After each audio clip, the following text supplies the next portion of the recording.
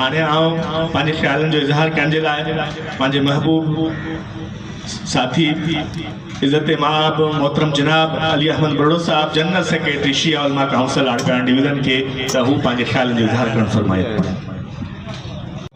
जिनजे मथां दुरूद न पढ़ण सां नमाज़ बि बातिल थियो वञे। लख लानतूं ऐं फिटकारूं हुजनि दुश्मनान आल मुहम्मद ते। मुझे साम्हूं वेठल इंतहाई मुअज़्ज़िज़ मोहतरम शख्सियत हिन प्रोग्राम जो मेहमान ख़ुसूसी पीर हज़रत मोइनुद्दीन कुरेजा साहब चेयरमैन उलमाए मशाइख़ राब्ता काउंसिल पाकिस्तान, उन खां अलावा ॿिया जेके मेहमान इज़त वारा मेहमान मोहतरम मेहमान आयल आहिनि, उन खां अलावा शिकारपुर जी काफ़ी क्रीम मुंहिंजे साम्हूं मोहतरम एडवोकेट अब्दुल कादिर बड़ो साहब, मोहतरम साईं मुश्ताक शाह साहब, शिकारपुर जी सूह मियां ज़फ़र अली साहब, शिकारपुर बचायो तहरीक जा चेयरमैन इलाही बख्श शेख साहब, जनरल सेक्रेटरी साईं अब्दुल वहाब कागज़ी साहब, मूसां गॾु आयल हुज्जतुल इस्लाम वल मुस्लिमीन अल्लामा मुश्ताक अली नजफ़ी, प्रिंसिपल जामिअतुल मुस्तफ़ा शिकारपुर, ॿिया मुंहिंजा दोस्तान बुज़ुर्गान मजलिस वहदत मुस्लिमीन ज़िले शिकारपुर जो सदर असगर अली सिठार साहब, उन सां गॾु आयल ॿिया दोस्त, सभिनी खे अस्सलामु अलैकुम वरहमतुल्लाह। सब खां पहिरियां त अॼोके हिन प्रोग्राम जो क्रेडिट जमात इस्लामी ज़िले शिकारपुर खे ॾींदुसि ऐं उन्हनि खे इलाही सातरी हदिया तहीनियत शाबाश ऐं सलाम पेश कंदुसि, जिन हिन वक़्तु आलम इस्लाम न बल्कि पूरी इंसानियत जे अख में कंडे जियां चुभंदड़ हिकु ज़ालिम ऐं हिकु मलऊन रियासत इसराईल जेको हिन वक़्तु मज़लूम फ़लस्तीनियुनि जे मथां कहर करे रहियो आहे, इन हवाले सां वक़्ताइती कॉन्फ्रेंस मुनक़द करणु ऐं उलमा व मशाइख़ कॉन्फ्रेंस मुनक़द करणु हिकु अहम ज़रूरत हुई, जंहिंजी पूराई जमात इस्लामी कई आहे शिकारपुर में।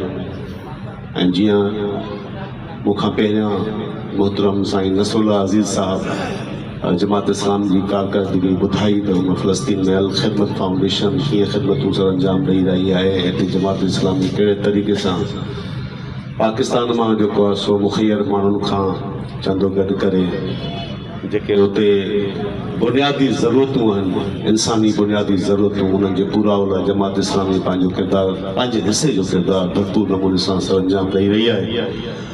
उनजे लाइ यकीनन जमात इस्लामी ऐं उनजी क़यादत क़ाबिल तहसीन आहे, क़ाबिल तारीफ़ आहे।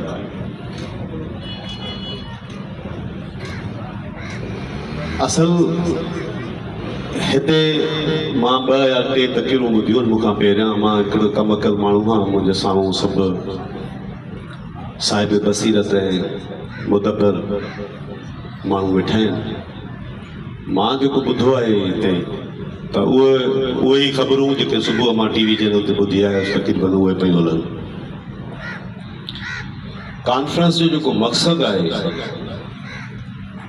उन जे तरफ़ असांखे वेहणो पवंदो। हिन वक़्तु जेका ज़रूरत आहे उन तरफ़ असांखे राग़िब करणो पवंदो, पाण खे बि ऐं ॿियनि दोस्तनि खे बि। जिहाद जा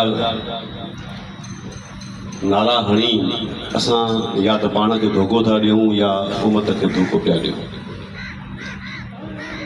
जिहाद तव्हांखे ख़बर आहे, मुंहिंजे साम्हूं तमामु वॾा लाइक़ु वकील बि वेठा आहिनि, मुंहिंजे साम्हूं उलमा बि वेठा आहिनि, त छा असीं करे सघूं था जिहाद? साईं नसरुल्लाह अज़ीज़ साहब जेकॾहिं जिहाद करे सघूं था त ख़ुदा गवाह आहे मां हाज़ुर आहियां, वठी वञो। नथा वठी वञो, नथा करे सघूं। जिहाद जो अख़्तियार रियासत ते आहे, जिहाद जो ऐलान रियासत खे करिणो आहे। बसि असां पंहिंजे पंहिंजे गिरहबान में एतिरो ॾिसूं त आया इन ज़ुल्म में असां त शरीक न आहियूं। मां सम्झां थो असां बि शरीक आहियूं कंहिं न कंहिं तरह सां। जेके ज़ालिम जाबिर नाअहल हुक्मरान असां विहारिया आहिनि, या बहिजी विया आहिनि। उन्हनि जे ख़िलाफ़ उन्हनि जे ज़ुल्म ऐं उन्हनि जे जेका हिन वक़्तु फ़लस्तीन में सूरत हाल आहे, मुस्लिम उम्मा जा जेके हुकुमरान आहिनि, अॻुवान आहिनि, उन्हनि जी जेका सूरत हाल आहे, उन जे ख़िलाफ़ पंहिंजे मुल्क जी अवाम केतिरो प्रोटेस्ट कयो आहे। मज़हबी जमातुनि जी क़यादतूं हमेशह इलेक्शन में बीठियूं आहिनि,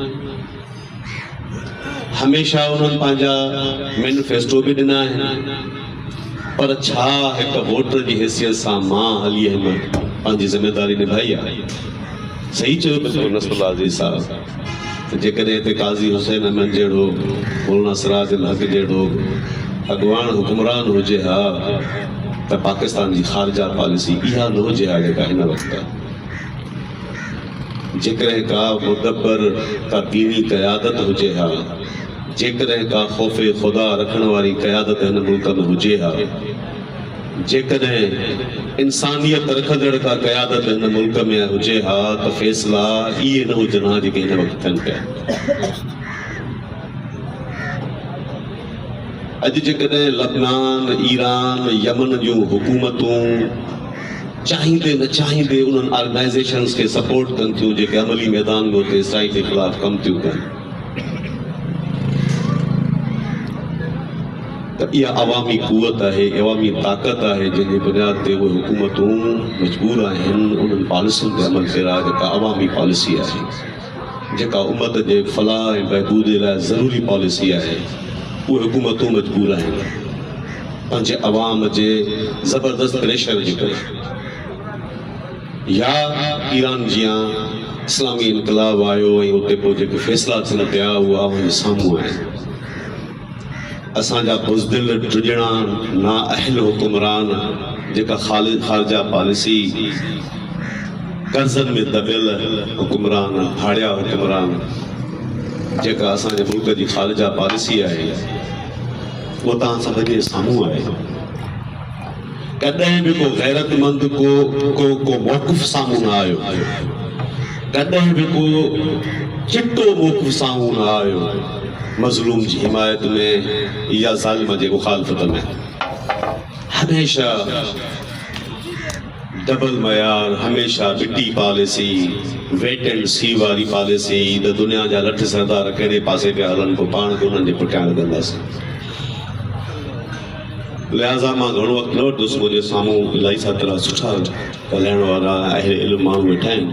बसि एतिरो चवंदुसि त असां पंहिंजे हिसे जो किरदारु अदा करियूं जेको असांजे हिसे जो किरदारु आहे। जेकॾहिं असां पंहिंजे हिसे जो किरदारु अदा कयोसीं, मूंखे यकीन आहे त दुनिया में को ज़ालिम न बचंदो ऐं कंहिं मज़लूम जे मथां ज़ुल्म न थींदो। अवां जी वॾी महिरबानी, हिन सुठी महफ़िल मूंखे सॾायो। अस्सलामु अलैकुम।